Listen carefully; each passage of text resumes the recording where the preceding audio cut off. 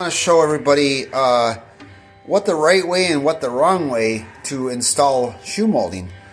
So I'm working on this job here, and the floor guy, I guess the original floor guy, might have been the homeowner.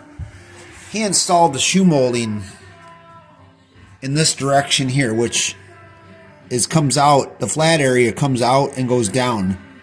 The right way to do it is, you can see the end of this shoe molding. It's thicker width-wise or height-wise versus the how far it comes out. So you got 1/2 inch, 3/4 height. So just like the base molding, which they actually use the wrong kind of molding for base. This is actually casing, but just want to show everybody the right way to put shoe molding on. So this is the right way right here.